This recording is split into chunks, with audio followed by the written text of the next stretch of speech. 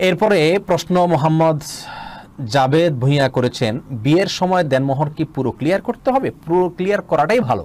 এমন মহারণা ধার্য করবেন যেই মহারণা পরিপূর্ণ আপনি ক্লিয়ার করতে পারবেন, আর যে মহারণা পরিপূর্ণ ক্লিয়ার করতে পারবেন না সেই মহারণা আপনি ধার্য করবেন না। এটাই হলো ইমানদারের জন্য উচিত এবং কর্তব্য। কিন্তু মনে করেন যে আপনি মহারণা ধার্য করে ফেলেছেন অনেক বেশি, কিন্তু বিয়ের সময় দিতে পারেন নাই, কোনো অসুবিধা নেই। এটা নিয়ে খুব বেশি ভীতা সন্ত্রস্ত হওয়ার দরকার নাই। আমরা অনেকে মনে করি যে মহারণা পরিপূর্ণভাবে দিতে না পারলে স্ত্রীর সাথে সম্পর্ক করলে সেটা হারাম হবে। না, এটি ভুল ধারণা। মহারণা ধার্য করলেন, আপনি কিছু দিলেন, এরপর বাকিটা প্রসেসে রাখলেন, কিস্তিতে দিলেন, আস্তে আস্তে দিলেন, নির্দিষ্ট অনির্দিষ্ট যে কোনো হারে আপনি দিতে থাকলেন, তাহলে ইনশাআল্লাহ আপনার জন্য আপনার স্ত্রী হালাল থাকবে।